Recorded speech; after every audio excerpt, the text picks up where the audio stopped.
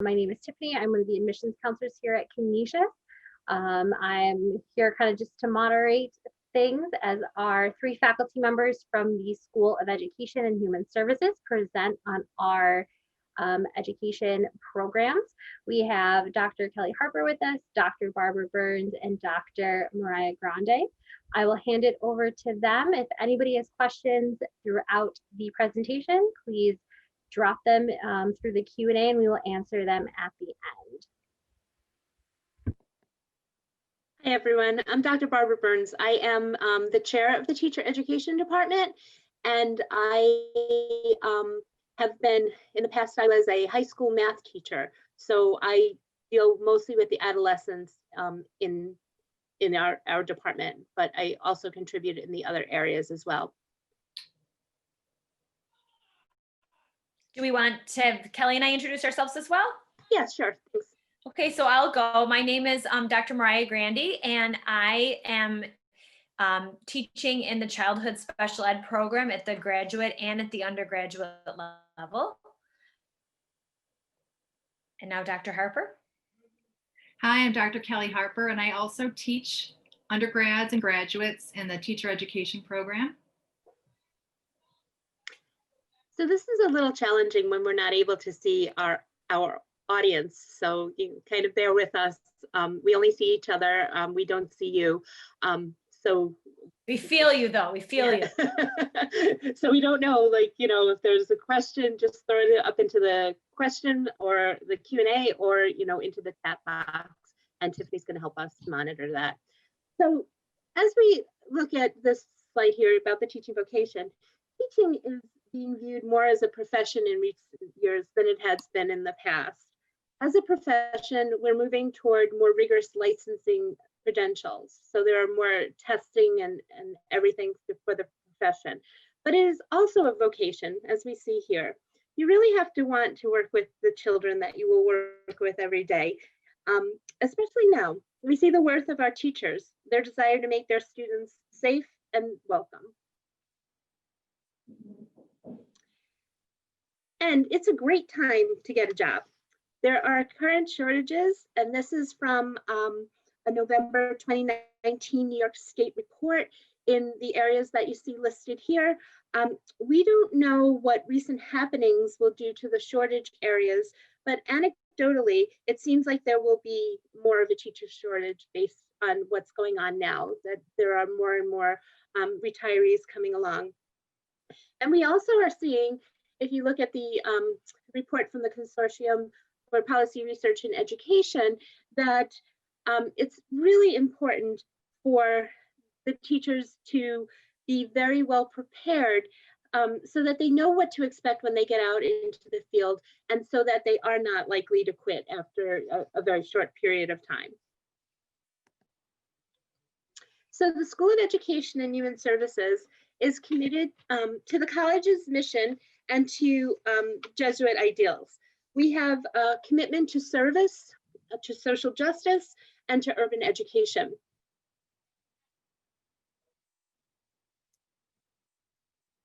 Our certification areas are listed here: childhood special ed, childhood TESOL, and adolescence education. As you can see, with the childhood education, we pair that either with special ed or with TESOL, because those are areas that are in great need. Come away with 2 certifications. On the bottom, there's also opportunities for early childhood certification and middle school extension in a concentration area that will be explained in greater detail later on. Adolescence education is for grades 7 through 12, and you can do that as a standalone, or we now are offering the dual degree program.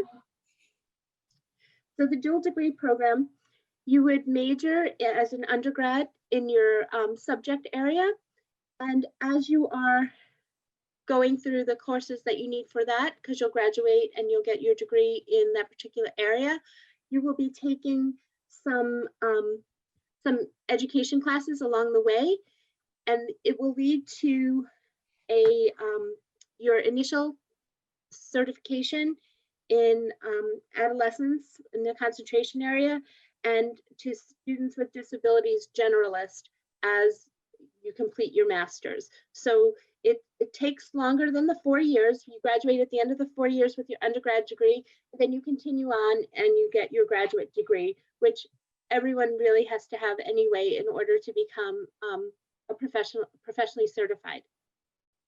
So we have up the next 2 slides are just an overview of the classes that you would take, for example, if you wanted to be in that dual degree program.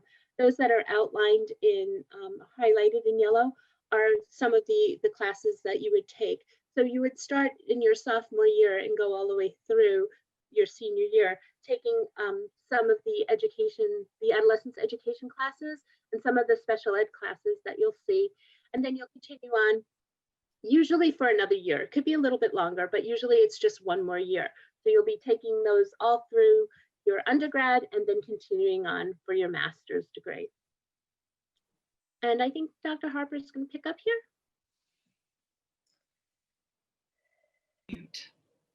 So one of the options many of our teacher candidates consider is the middle childhood extension.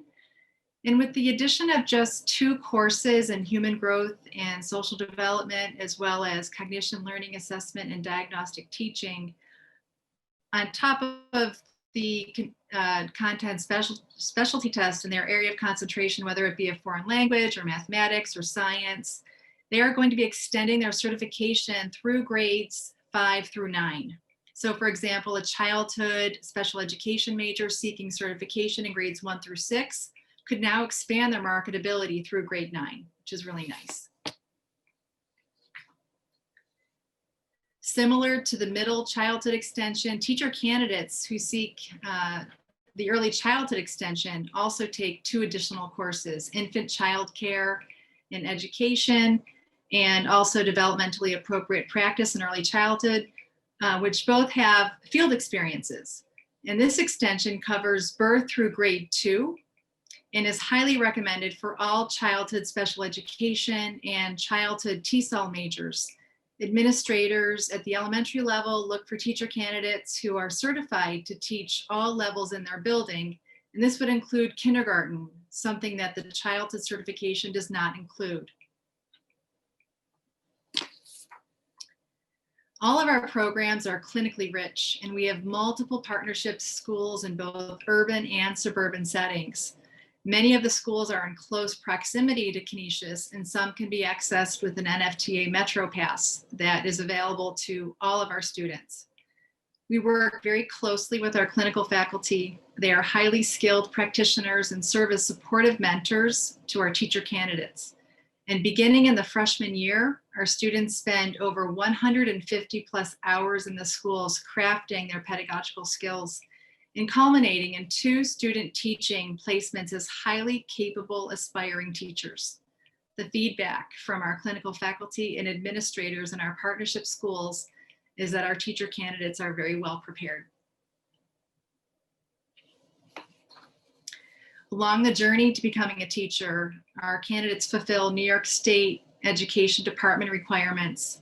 This includes digital fingerprinting, and that is required for both certification and employment, and 3 workshops, including the Dignity for All Students Act, otherwise known as DASA, child abuse, and Students Against Violence in Education, also known as SAVE. Our teacher candidates must also successfully complete several certification exams, including the Educating All Students, multi-subject CST, Students with Disabilities CST, and/or the subject area if you're getting certified for grades 7 through 12 certification in their concentration. We offer preparation modules for each exam for all of our teacher candidates, and Dr. Grandy will discuss our last certification requirement, the Ntpa, in greater detail. Thank you.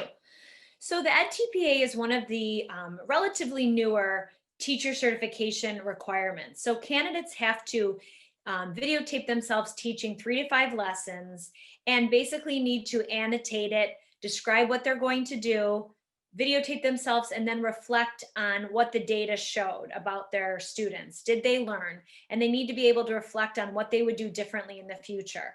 So in order to help our candidates be very successful on this, We have changed a couple of things in our program.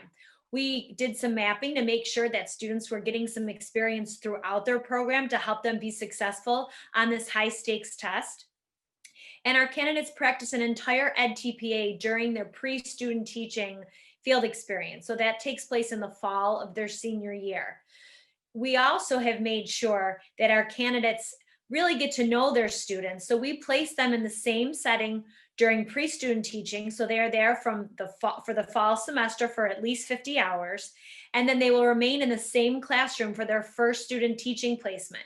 This allows them to really kind of get to know the students very well and be able to dig right into their Ntpa when student teaching starts. They don't need to take a week or two to get to know the students and the teacher. They can dig into their Ntpa right away because they have been with those students for several months. And we believe that this has really been effective for our candidates to do very well in this assessment.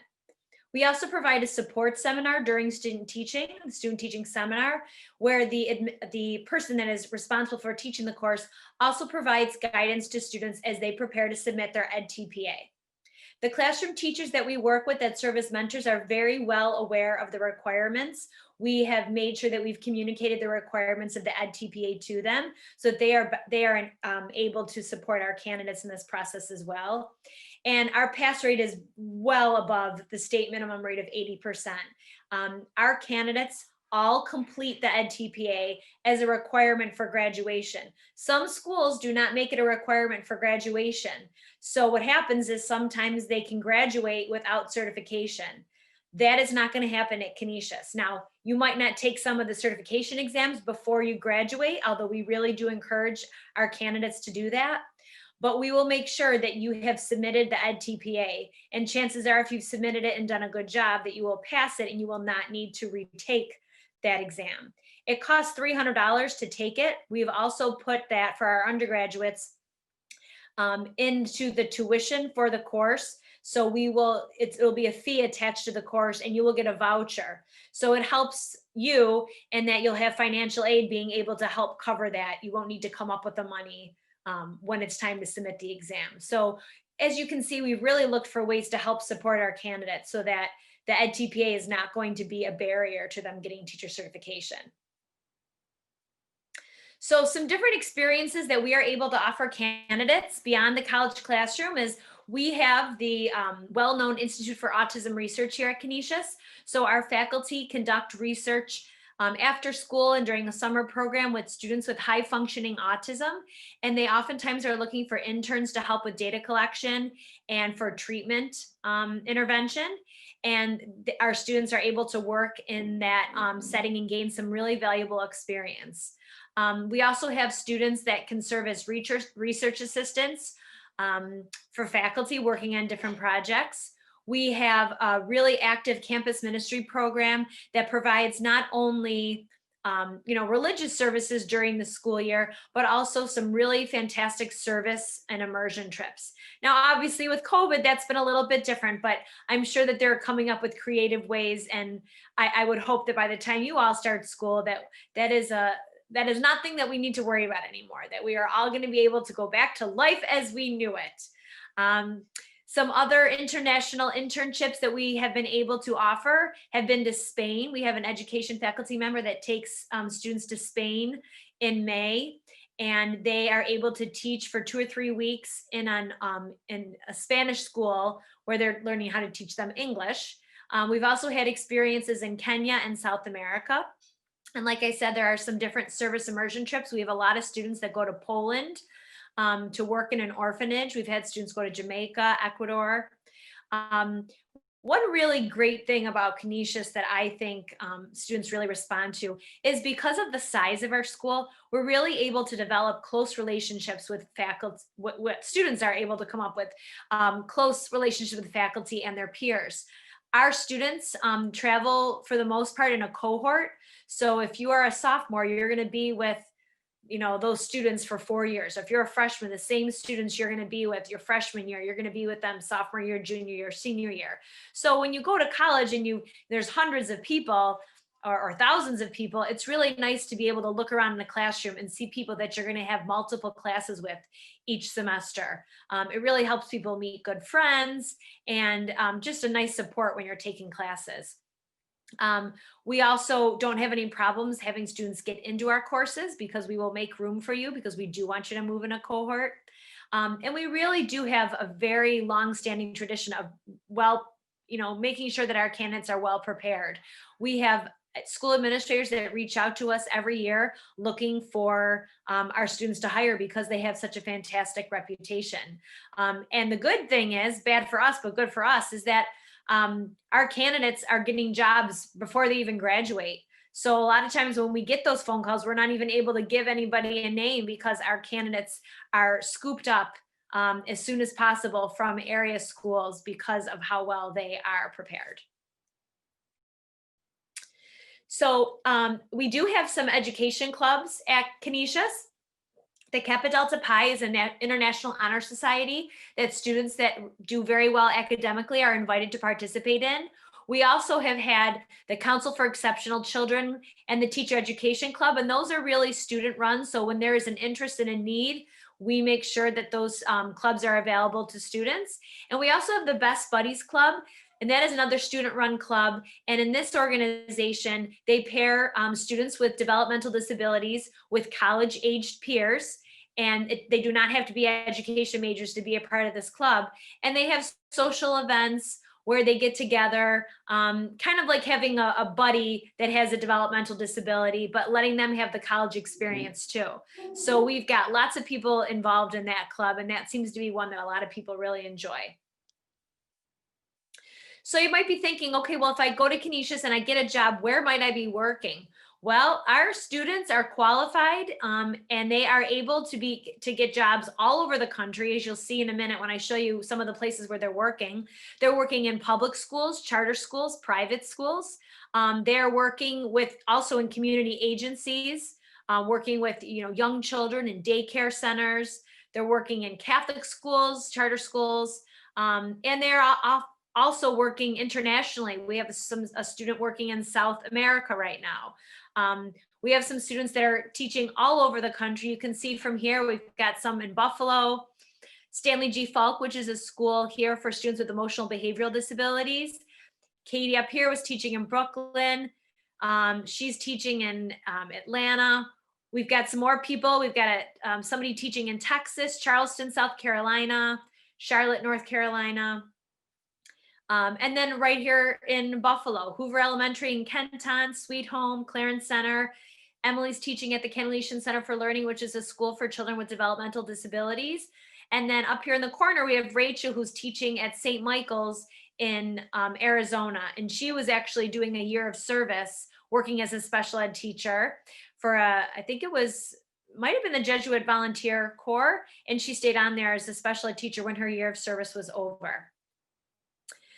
So we've got a lot to share with you, and it's really kind of hard to sum it all up in a presentation like this because we don't get to see you, you don't really get to experience a class with us.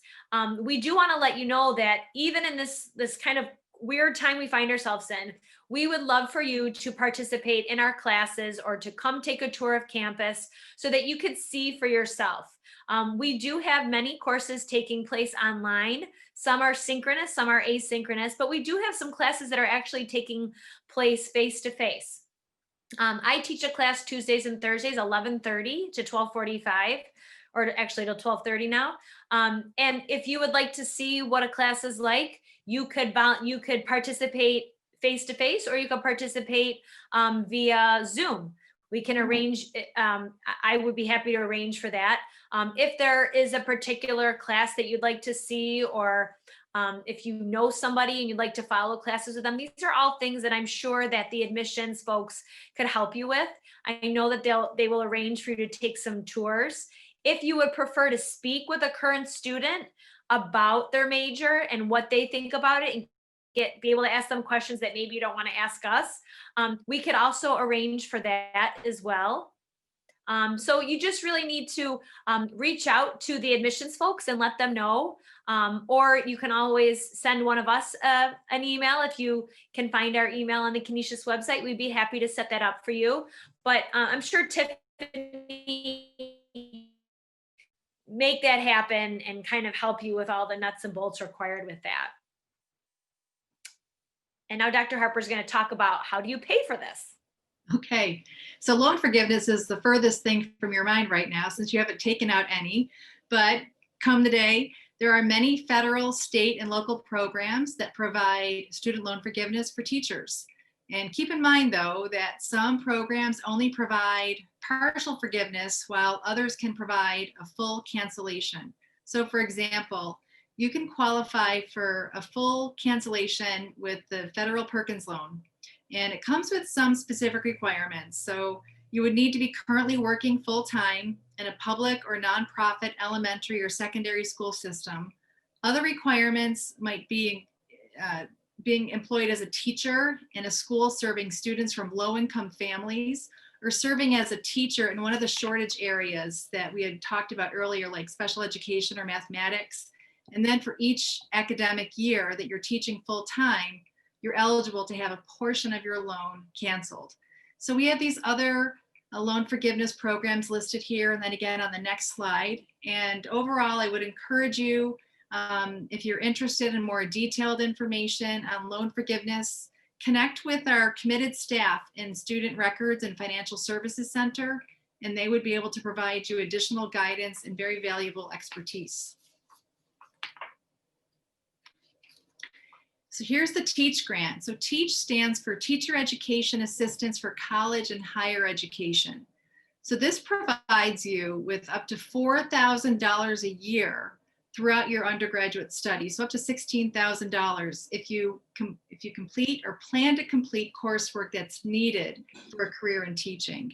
So some of the requirements that for this grant include being enrolled in a TEACH grant eligible program, which Canisius is a participant, meeting certain academic achievement requirements, so maintaining a 3.25 cumulative GPA. And as a condition for receiving a TEACH grant, you must sign a TEACH grant agreement to serve, in which you agree to, among other requirements, teach in a high needs field at an elementary school, secondary school, or educational service agency that serves students from low income families. And this requires you to teach at least 4 complete academic years within 8 years of graduating. So some of the high fields that are high needs fields that are current right now are bilingual education and TESOL, foreign language, mathematics, reading specialist, science, and special education. And so this list is updated every single year.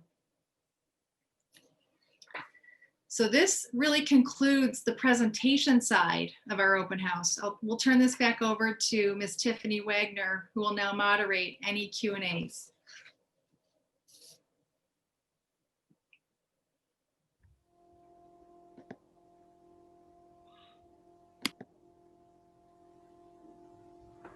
So as I had said earlier, if any of our attendees do have questions, feel free to put them in the Q&A for our faculty here with us tonight. I have one question.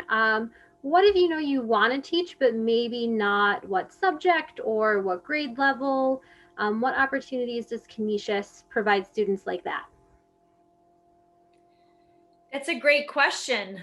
We actually have a course that freshmen take that Dr. Burns is currently teaching. It's called EDU 100. It's Introduction to the Teaching Profession. And in this course, they learn about all the different types of education. They can have a service learning experience working with a particular grade level that they think they might be interested in. Our phys ed teachers take it, adolescence, special ed, childhood, TESOL. They're all in there together, and they learn all about, well, actually, what Dr. Burns, why don't you tell everybody what they are learning about in that class? Thank you. And that's also one of the things that I wanted to throw in, as Dr. Grandy was saying, she teaches a class if you wanted to come in. I teach the EDU 100 class on a Tuesday, Thursday schedule. So if you'd like to attend, I do have face-to-face.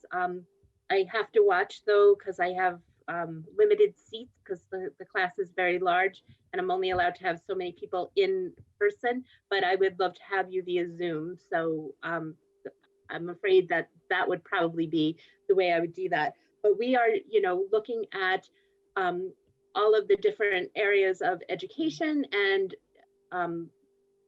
education for in an urban setting.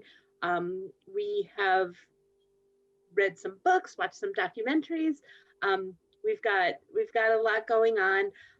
We talk about culturally relevant teaching, and we discuss a bunch of different options. Several of the students who were in my class originally were like, oh, I'm not really sure that I want to teach. And as we're going over things, they're adjusting to, thinking, well, maybe I do. And the area of, what would my concentration be? We've been dealing with that with a few of the people, seeing what are you most interested in at the, if they're at the adolescence level, what concentration would they have, or even at the elementary education group. We talked about the concentration of social justice, which is a different concentration. But there's definitely something for everyone, and just talking about it and seeing what other people are doing has been very helpful. Are there any questions? Yeah, Tiffany? Yes. So we did get a couple of how do kind of our graduate programs work with our undergraduate teaching programs.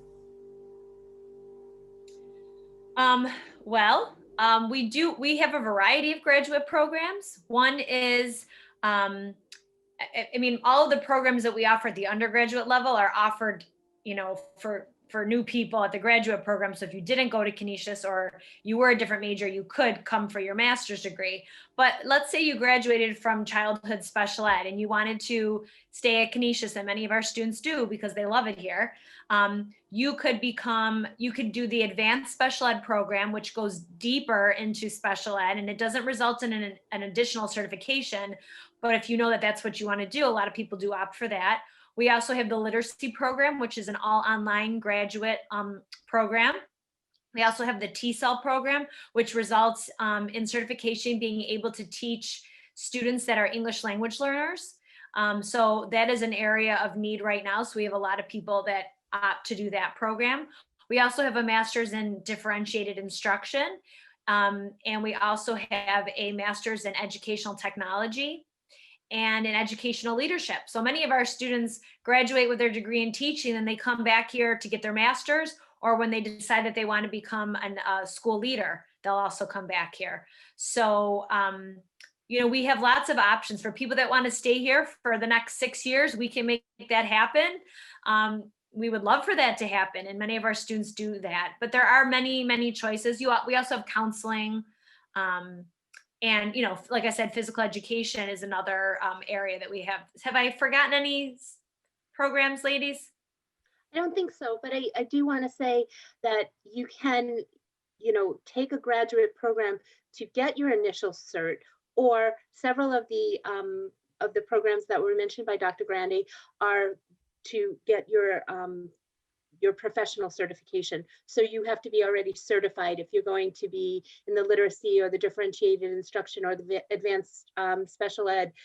Those are like add-ons, but you can also get initial cert. Oh, we have one question. What about for students that are maybe looking at Canisius from outside of New York? What are their options for education and teacher education? So New York State is highly regarded for teacher certification. So a lot of times students will go through and get New York State certification, and then it is reciprocal with other states. So if you were, let's say you were from Ohio and you wanted to go to Canisius, you would get your New York State certification and then apply to Ohio. And generally they would accept New York State certification. You might need to take an exam or, you'd be certified after teaching for a year in the state, but New York State certification is highly regarded. And many times our candidates actually, we do something called the Teacher Recruitment Day. And it's all the local colleges participate, and people that are hiring from school districts around the country actually come, and they look to hire the New York State certified teachers that are available in the Buffalo area. So when Hawaii comes looking, the Department of Defense schools, California, Chicago, New Orleans, New York City, they all come because, not only are the schools in Western New York good, but Canisius particularly, and they look to our students to try to fill those vacancies. So it really is not a problem. If you are from Ontario, I know that the special education certification probably does not transfer over, but the childhood certification would. So we do have some Canadian students that do our education program, and then they just have to try to meet the certification requirements if they want to get a job in Canada when they complete it. I'm not as familiar with the specific requirements because these things do change all the time, but I would say that if you live in Canada or you live in Ohio or some other state, you could easily search it up on the web and see what do they require people to do if they attend school out of state. And it's never been an issue. We've got students that have come from many states, to Canisius, and they've never had a problem getting certification. We had another question come in. If you're adding one of the extensions, for example, the early childhood extension, are you still able to complete your undergraduate degree in 4 years? Yes, I'll take that question. EDY 208 and EDY 209 are two courses that we highly recommend our candidates take. And while we only certify you in 2 areas, you apply for that extension through your local BOCES. And typically it does not take you longer than 8 semesters to complete this degree, with leaving with 3 certifications, 2 from Canisius and 1 from New York State. And just so that in case you're wondering, well, how would I get that done? A lot of you come with AP courses or college courses that you've taken. And so we are able, most of our students take 6 courses a semester, 5 or 6, and we are able to squeeze in those additional 2 courses, and sometimes even all 4 courses. We have some students that, transferred in a bunch of college credits, and they're able to do that without a problem. We do have some students that they have to drop a class, or, if they didn't do so well, they might need to take a summer class if they want those extensions. But the nice thing is it doesn't hold you up to graduate. You could also complete those courses after you graduate from Canisius as part of your graduate work or at any time. Although we do recommend it, and most of our students do complete those extension courses within the 4 years. And we actually have it road mapped out. So when you look at, what you're going to do, we have the ideal spot for you to take it. And, most of our students do that. Sometimes they have to be moved around, but for the most part, we're able to get them all for either the early childhood or the middle childhood extension. And somebody mentioned the social justice concentration, and that in science are the only concentrations for which you cannot do the middle school extension. We also have music as a concentration. I don't know if people knew that, but we can't do that as an extension. But for social justice, a lot of our students do that because they come here because they're thinking, I really would like to teach in a high need area, and I want to learn about some of the societal issues that are leading to some of the disparities in urban education for students of, high and low economic needs. So they pick that major to learn more about some of the social issues that are going on, and they really like that. They learn how to be a teacher researcher. They take classes about, for example, one of them is violence in the family. They can take applied behavior analysis. There's a lot of really interesting courses if that's what you're interested in. We also have a East Side immersion experience which allows you to kind of have an immersion experience on the east side of Buffalo and learn about the local community. So, you know, if that is interest of you, we have that. Or if you'd like to be in an English concentration or a math concentration, we have that for you as well. And then you are able to get the middle school extension. Had another question come in. What does it look like when you're placed for student teaching? Like, is the student contacting the school, or what kind of help are they receiving, and what does that process look like at Canisius? So we work on placements, and we have a variety of schools that we work with. We have schools in urban, suburban, we have schools in rural districts. We place the students. We'll place them, you know, in area schools for their early field experiences. But for student teaching, what happens is we place them in the school that they'll do their first experience with as pre-student teachers. And Dr. Grandi already alluded to this. You work with that group, and then you go back. Then when you go into student teaching, you already know the group that you're working with. So that works out really well. And then the second placement is in a different location. We normally do an urban placement, and they can choose to do a second urban placement or a suburban placement. We have students who are working or doing their student teaching at charter schools, at private schools, and at the public schools. But we do make the placements. Students are not required nor allowed really to make their placements. We want to make sure that you're with really amazing mentor teachers, not just, you know, my aunt's best friend who I heard was a really good teacher, because sometimes those don't always work out. So we really have worked with the schools to identify high quality mentor teachers, and we provided, you know, training to the teachers. So we set those up. If there's a problem, we always work with the students to fix it. And sometimes personalities don't match, and, you know, that happens. And I feel we've been very responsive for that. If students say, you know, listen, I know I want to work with this certain grade level, or I know I want to work in this district, our placement office will try to honor requests. They can't promise it, but they do try to honor requests if they're within reason. But, you know, that would be really hard to know right now. When it gets to be, you know, senior year, and if you have, I really want to work in this school district because that's where I live, and I really want to do it, you know, we can try to make that happen. We just can't promise it, because we want to make sure that you have a high quality field experience with the mentor teacher. And sometimes the schools are very protective of who they let in their buildings. But I can tell you that all of our candidates are doing field experiences right now. They've all been welcomed into the schools, and they're doing a really important job of helping the teachers communicate in this virtual learning environment.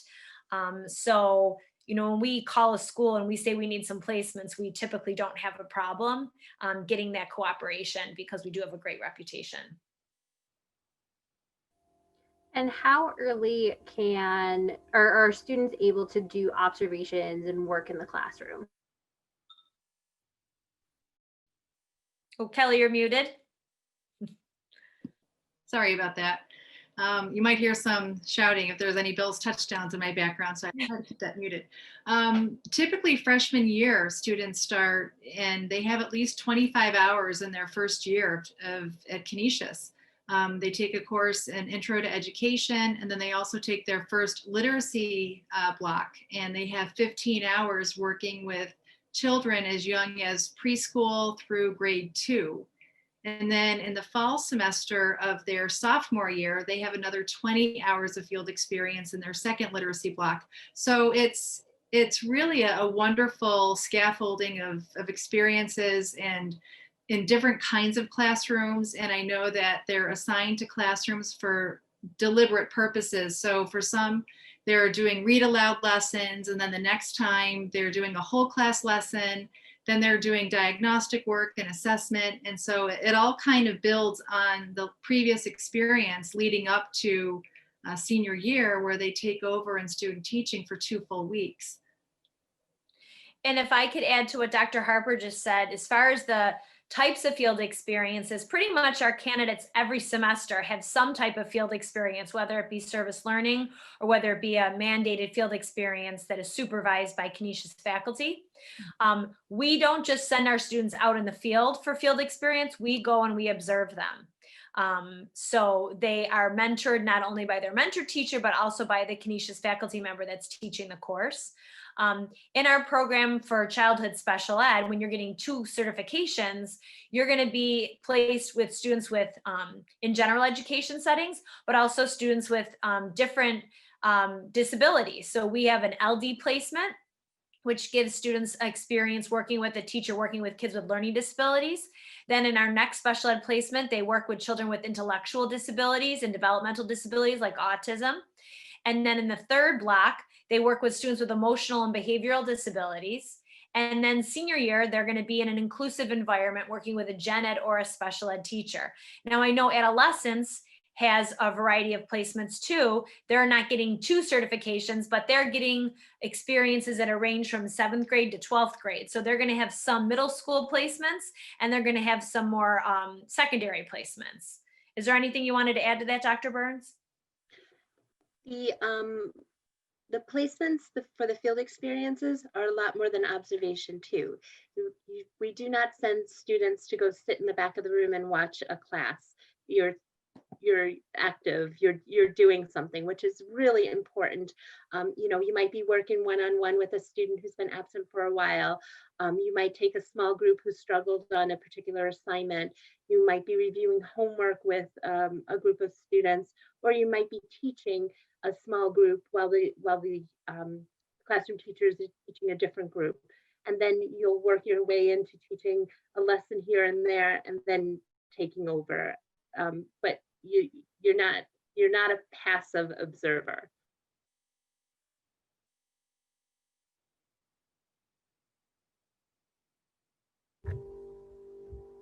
Great. We don't have any more questions that have come in. I know we've talked now about everything for almost 45 minutes here. If anybody does have any last minute questions, feel free to submit them now. If not, everybody have a great night. Thanks for coming, and go Bills.